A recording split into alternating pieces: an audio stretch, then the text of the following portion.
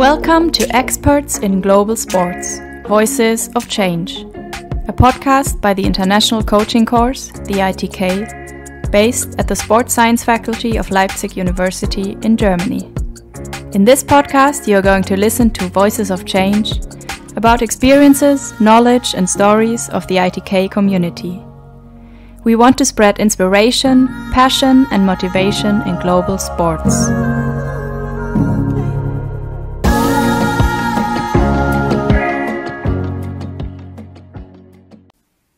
In this episode, I spoke to Farai Kanyense from Zimbabwe.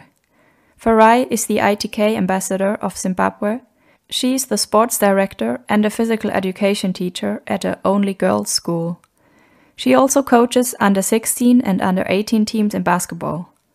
You will listen to her speaking about what keeps her going and where she gained her experience and confidence. We talked about her work and her project and how she encourages and motivates the girls at her school to play sports. Farai speaks about her role model and how to juggle between being a mother and being a leader in the sporting world. Enjoy listening. Yeah, in your email you told me that you're a sports director at a school, at a only girls school. Yes, it is a girls school only. I wondered, do you think it makes sense to separate boys and girls at school? I think to some extent being at a girls school only actually gives our girl child more opportunities, especially to participate in sporting activities. Because when you look at my school, we have everything, all sporting activities from soccer, karate, we have everything. And it's being offered to girls. Had it been a mixed school, I know probably soccer would have been biased more to boys than girls. So being at a girls' school only actually gives them an added advantage of exploring all those sporting activities because they are not sharing with boys. It's just girls only. So if you introduce a sport, you know definitely girls are going to participate in it. It's like a safe space also for the girls, I can imagine. Yeah. And what is your task there? Like you teach or you're what does it mean, sports director? Okay. For me, I am both a teacher and the sports director. So I am teaching physical education. Form 4s, those are the ones who write IGCSE, Cambridge, and AS level, that's lower 6, and A level, those are our upper 6 here in Zimbabwe. So I'm teaching those levels, physical education, where we teach them theory in the sporting field, and they also get to do practicals in all different sporting categories in the classroom. And then I'm the sports director. As a sports director, I'm the one who is in charge of directing sporting activities for the whole school. I come up with calendars, detailed calendars for all sporting activities throughout the year. I also come up with the sport afternoon timetable for all sporting activities in the school. I also get the chance to introduce sporting activities because of my experience as a PE teacher. I know a lot of sporting activities. So sometimes I introduce them in the PE lessons, or I then look for external coaches who can come and coach. Recently, we have added table tennis. We never used to have table tennis. We now have golf. We have volleyball. We have different sports genres now in the school because I have noticed that some students, not all students are good at the traditional sporting activities. So sometimes you need to explore and also get to put the school at the map as well with all these new sporting activities that are coming up. So as a director, that's my duty as well. It's quite taxing because you find that for other schools that are similar to mine, other private schools, the sports director only does the management duty or roles only. But I'm also teaching in the classroom. So it's quite difficult because I also have marking, I also have planning and scheming, and I have got exam candidates that I have to drill so that they are ready for exams. And then I also have all the extracurricular activities waiting for me as well to be able to manage those. Yes. That's a lot. And you're also a basketball coach, right? Yes, and I'm also a basketball coach, first team basketball coach, and I'm also coaching under 16 Zim basketball. Wow. But the first team of women or men? It's the first team is women. It's girls from my school, the under 19, the seniors. Okay. Yes. So you're teaching them, or the training is at the school building in the same place, or? Yes, the training is at the school building. I train them during school hours. Hours because they are school students. So we finish our training at 5, and then we have matches every Friday. We have got league games. This is a school league. And then on Saturdays, we play school tournaments. And some of these tournaments are the ones where they get selected to play in provincial teams or national teams. But what is your motivation to get up every day and say, yeah, let's do this long day? You know, I have always loved sports since I was a small child. So sports keeps me going.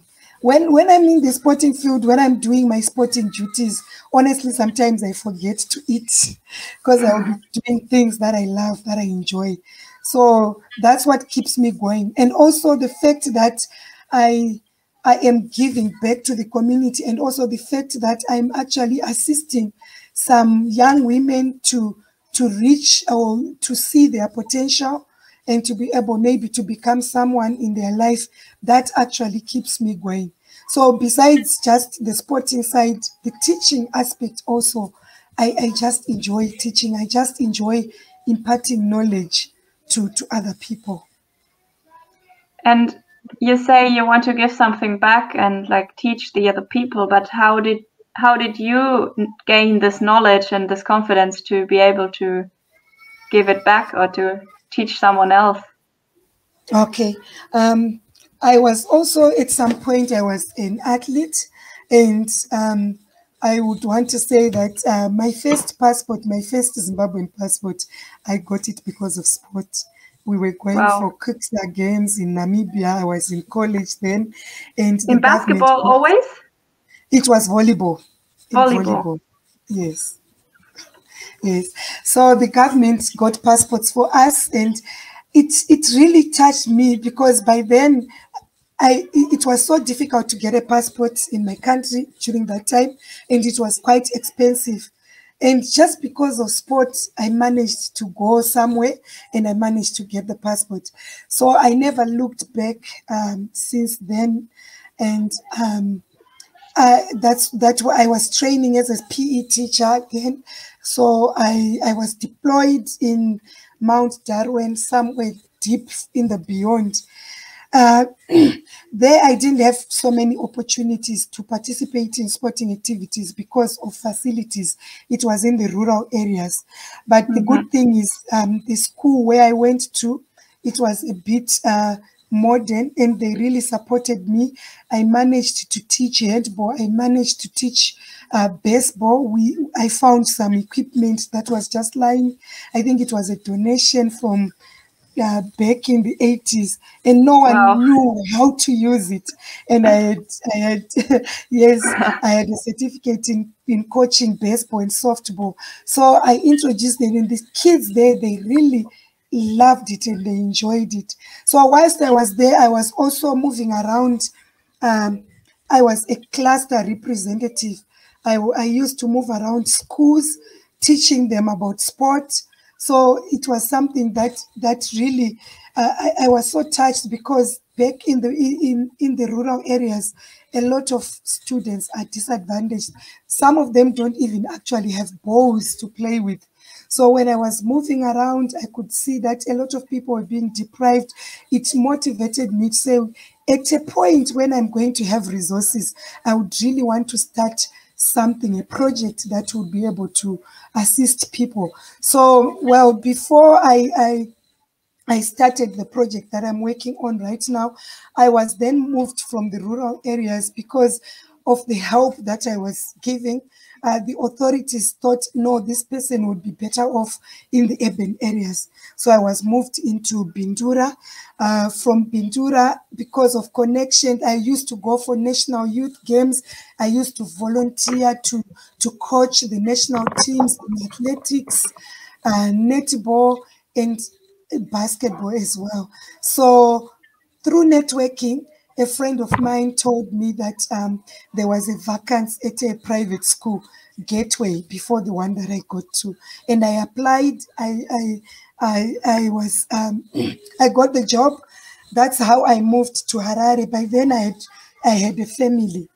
I had a family now, so it actually also even brought me closer to my husband, because my husband was working in Harare. That's when I joined convent, and then I started playing for clubs again around. I used to play cricket at Harare Sports Club. I used to play rugby. And I went back a little bit to some basketball, and then I started coaching. I did my first FIBA coaching course, international course with Coach Rowino, who came from Kenya in 2011, 2012. After that, that was when I was admitted at ITK, and I came to Germany to do my ITK course in basketball and sports science. And ITK really changed my life. In which way? We were taught a lot, in terms of just appreciating sports. And the facilities that I saw in Germany, oh my God, I really didn't know that there was such facilities, because my country is still a developing country. There are things that we are still deprived of because of our economy and because we are still developing. So I then, my eyes were really opened to see where people can take sport. So when I came back home, I started a program where we call it Kids Athletics. I'm working with other people that I work with at school. One of them is Nyaradzi Gwanzura, and another one is we excuse me, Greenwish Muwishi is also an athletics coach. We are focusing more on athletics, because when we look at athletics, you find that anyone who has athleticism can do any particular sport.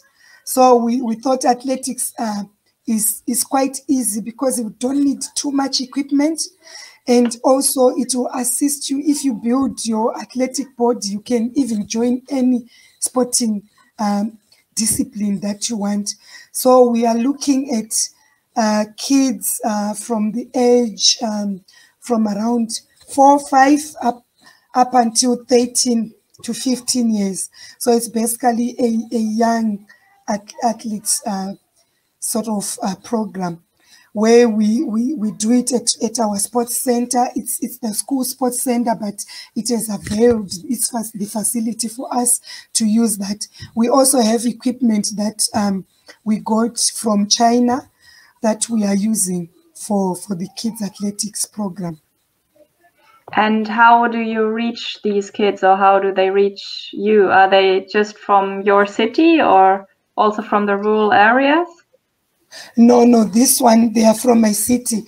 We we are planning to reach out to the rural areas if funds permit. We just need to have a bigger van that we can put our equipment, and then we are planning on starting with our roots, where I can communicate with people from where I come from my rural area, from the teachers around, so that maybe at least we can get a school where we can visit, and then we can launch the program there.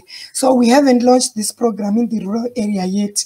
It's still in Harare, where we reside in. But how does it look like exactly, this project? The kids come there to get coaching in athletics, or? Yes, the kids come to us. The kids come to the Veritas Sports Center on weekends. We are still doing it on weekends only, because during the week the kids themselves will be in schools as well, and Yeah. we will be occupied as well, as I have a teaching job. So on weekends, that's when we open our doors for these kids. We have communicated through flyers, and we have also approached parents that we know from our schools, and I have approached parents from my son's school because it's a different school. And my colleagues have also approached people from different areas, and we've also used the social media to market this project. And I've also communicated with people from my church. So we actually have quite a catchment area, and they are responding. It's voluntary. We don't get any salaries because it's Okay. something that we say. So it's like a voluntary program. Yeah.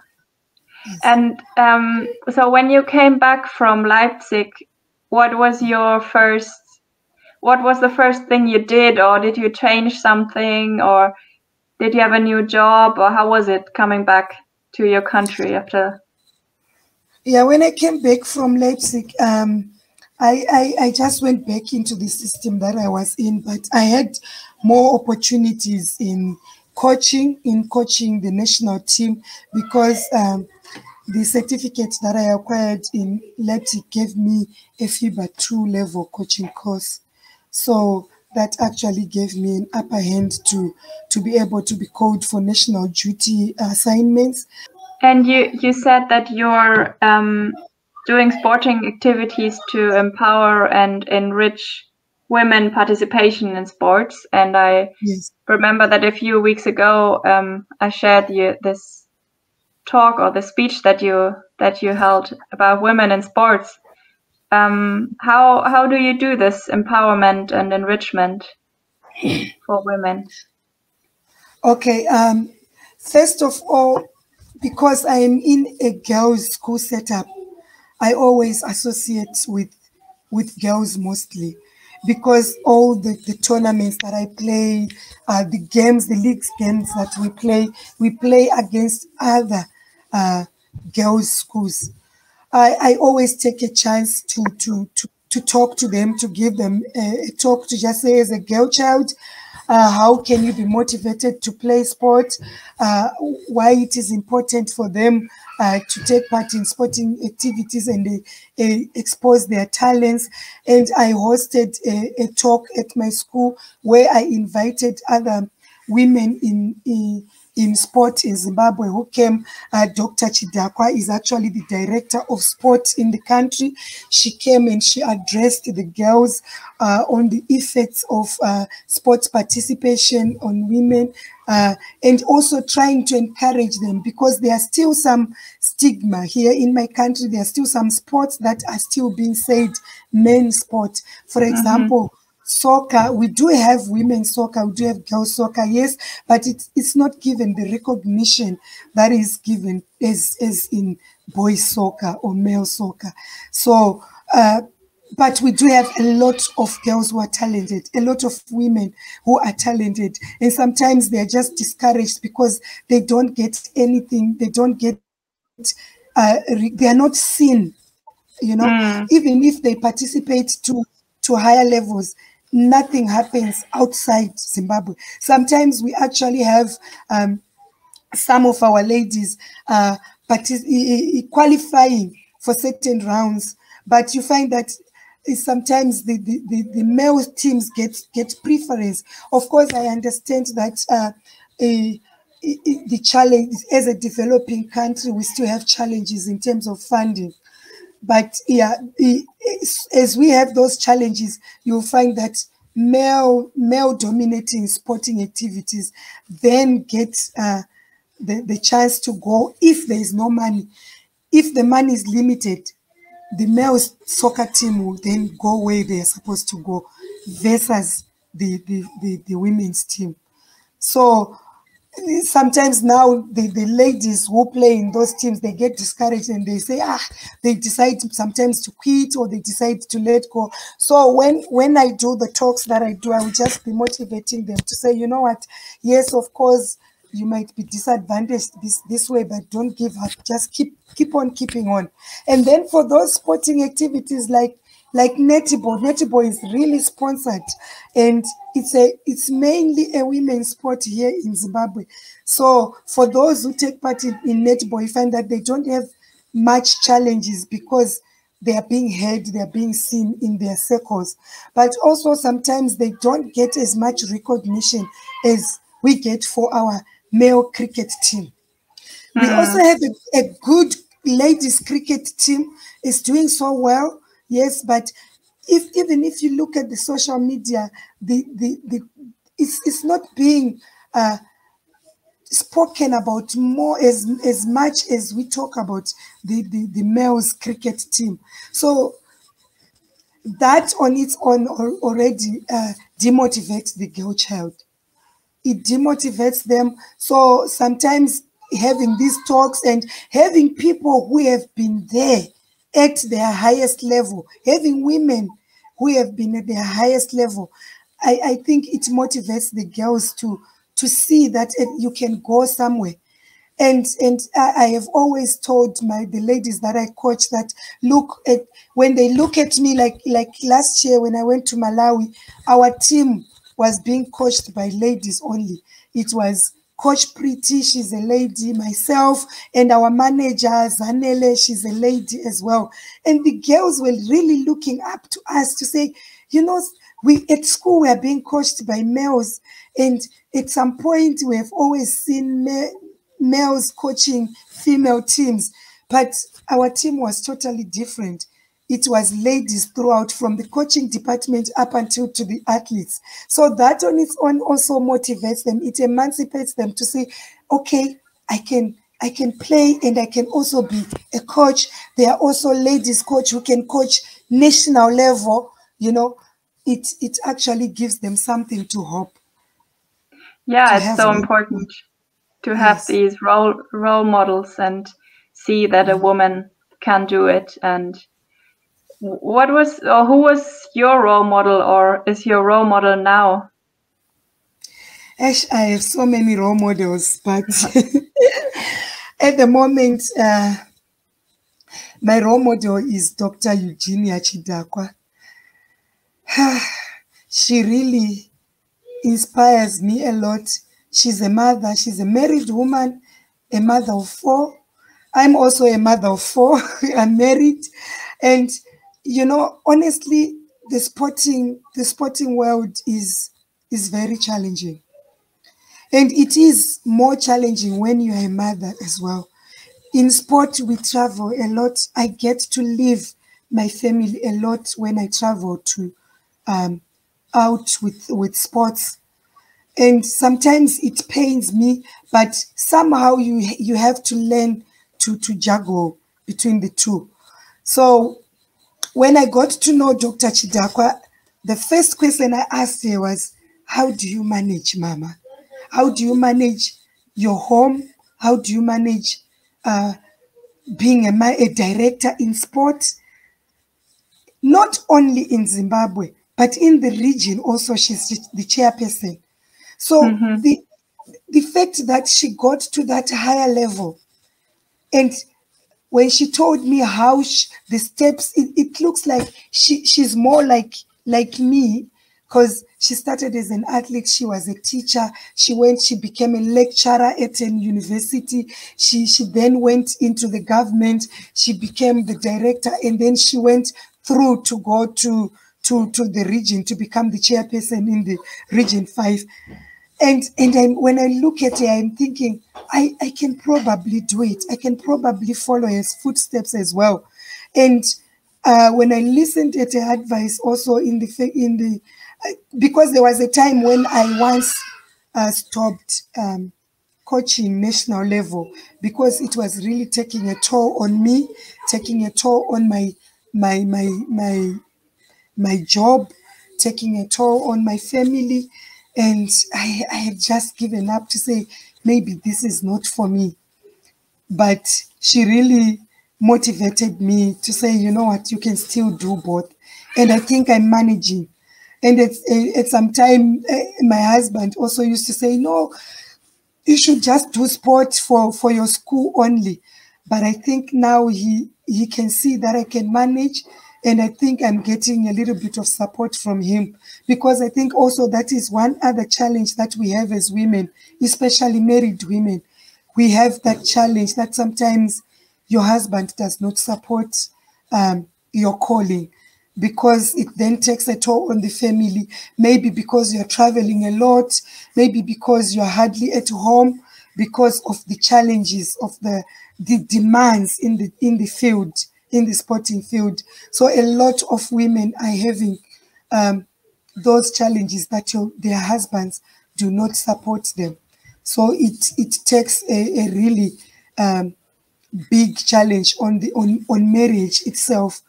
So for those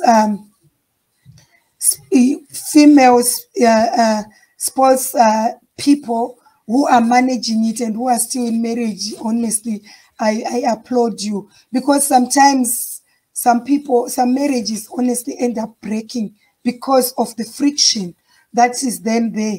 If the husband does not support, and you love your job and you still want to deliver in the sporting field, those frictions can actually make a marriage fall apart.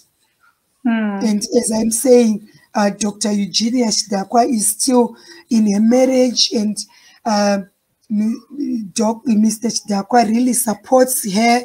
And I have seen that, and I'm really also trying to move in that channel, and also try to prove to some people who think if you are married, you cannot manage sport.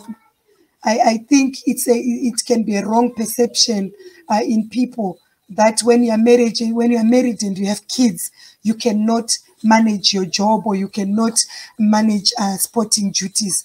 I think it's not true. What you just need, I think, is you just need a very supportive partner who will be able to also support you in your dreams. And if you have a supportive partner, you can actually do it. Yeah. Wow. Yeah.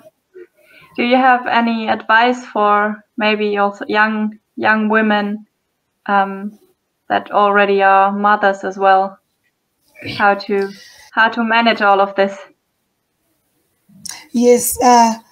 All I can say is, ladies, you have to balance. You have to strike a balance. I have tried my best, and I think I'm managing. When I am away on duty, I always communicate with my family, and I always make sure like these days with social media, we have got so many channels that we can use to communicate with our families.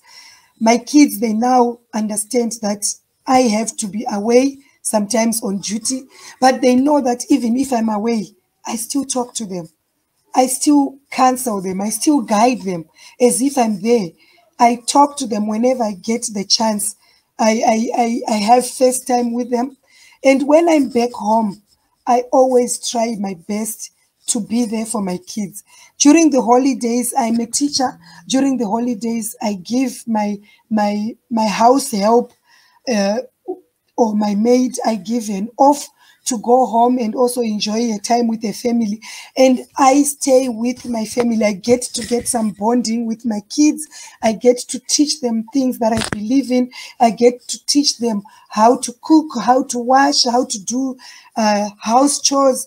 I get to do that personally myself. I don't only rely on house help. So when I'm there, I try to make myself available. When I am not available, I try to avail myself using different sources that are now available, be it Facebook, WhatsApp, Instagram, you name it. I always try to be there for my kids. Video calling. I also try to be there for my husband. And we also need to appreciate the duty that we are doing when we go out. with sporting activities. We must put all our heart into it as well. As much as we want to balance our family life, we must also strike a balance in the sporting activity that you are partaking in. If you are a basketball coach, the people that you are coaching, they're also relying on you. So you cannot give them half attention as well. You also need to be there for them. So this is why I'm saying you have to strike a balance. It's really quite challenging, but you have to. And I also advise you that you also have to find time for your spiritual life as well. I'm a Christian. I also have duties at my church. I also try to manage as well, because I know that my spiritual life is very important to me, because sometimes in sport things can be really emotional, but if your spiritual life is also intact, whatever you believe in, you can manage the tempers, you can manage the emotions, you can even manage the missing out of your family, because sometimes you can really miss them such that it can affect you. But if you are mentally stable, if you are spiritually healthy, you will be able to strike a balance. Yes. Wow. Yeah, balance is the key, and yes, 200% in everything.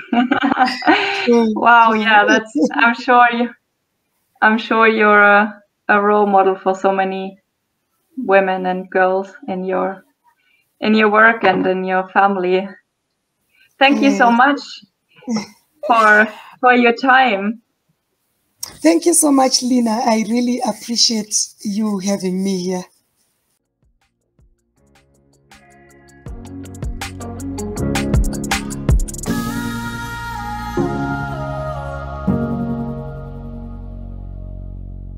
Thank you for listening to this episode of Experts in Global Sports, Voices of Change, a podcast of the International Coaching Course.